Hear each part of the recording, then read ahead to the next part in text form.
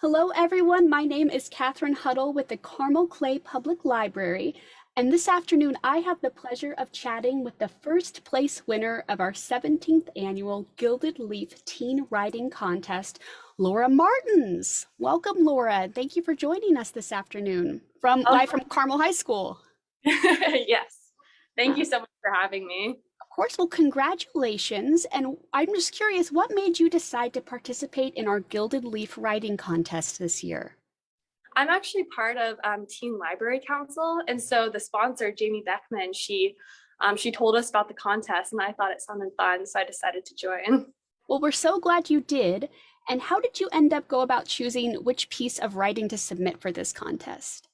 I do a lot of writing in my free time, and I'm very interested in historical fiction. So the piece that I wrote dealt with Puritan New England.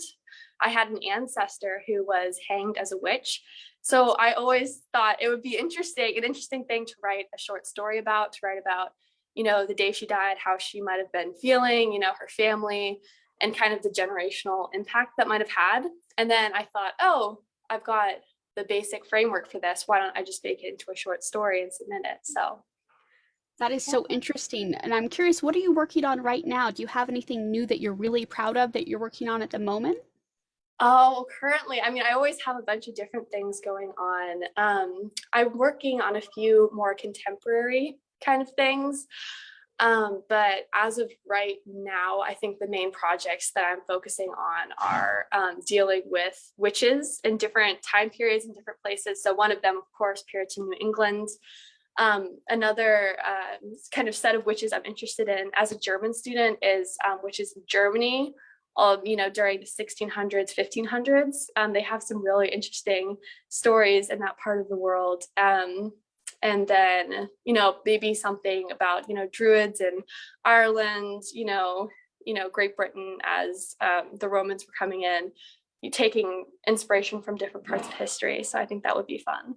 That is so cool. Well, is there anything that you really like writing the best? So, historical fiction, have you ever tried poetry or short stories, or do you do any journalism at the school?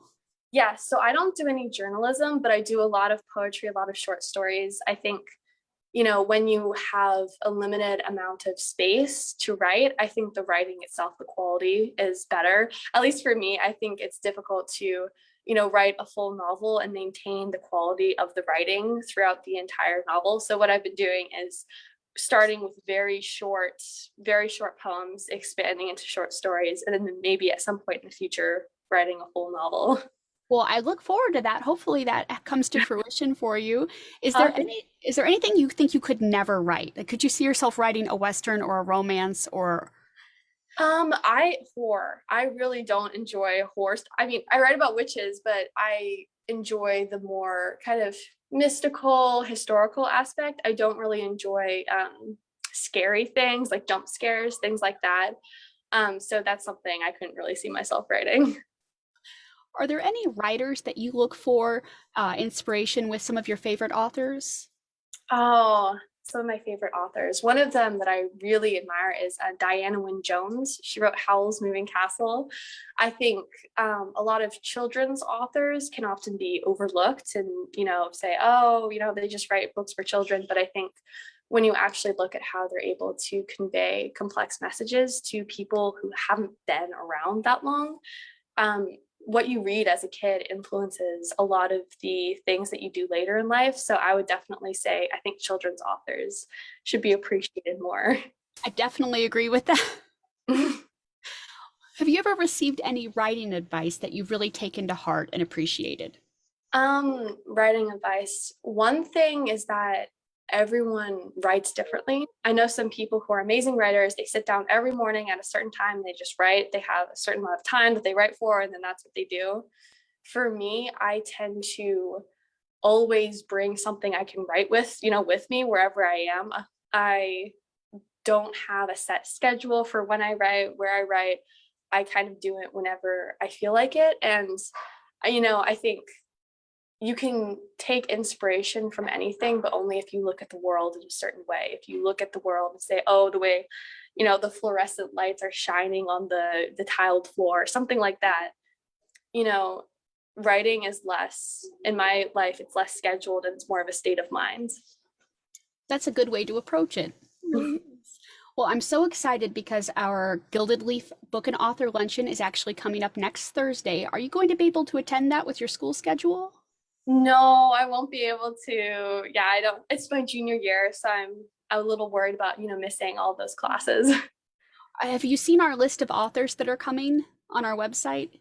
Yes, I've glanced over it Yeah. briefly. Is there anyone that you would be really excited to meet or to speak to about writing? Oh, all of them, all of them. I think it's interesting how there's a variety of authors, different backgrounds, different, ways of styles of writing. You've got nonfiction, you've got, poetry. It's important to have all different types of writing represented. And I think you guys did a wonderful job with that. Yeah, our selection committee always does a great job. Yeah. Well, what are you reading right now? Do you have any recommendations for our viewers? Oh, well, currently I'm reading All Quiet on the Western Front. So, World War One. Again, as a German student, I think it's very interesting to see that story. I had family also who was, I lost my great grandfather. He lost his older brother during that conflict. So it's very interesting to read about it from someone who was alive at the time. So again, historical fiction. I love historical fiction.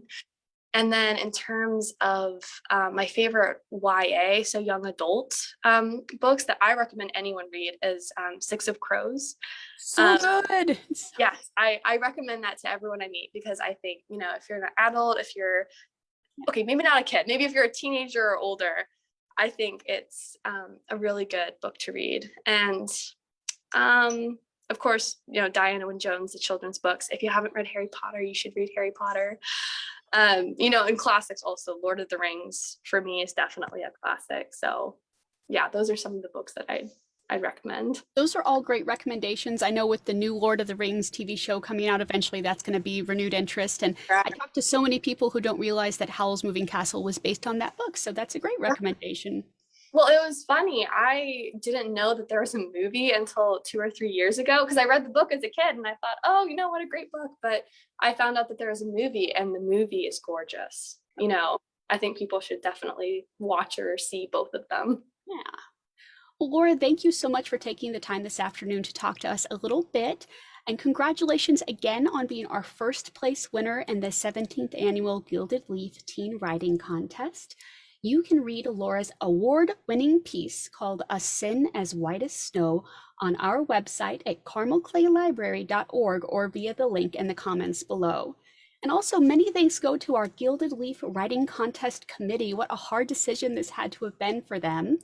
And if you would like to attend our Gilded Leaf Book and Author Luncheon next Thursday, tickets are still available via our website at carmelclaylibrary.org. You can view the list of this year's authors and buy your tickets. Thank you so much for joining us, and we'll see you next time. Oh, thank you so much for having me.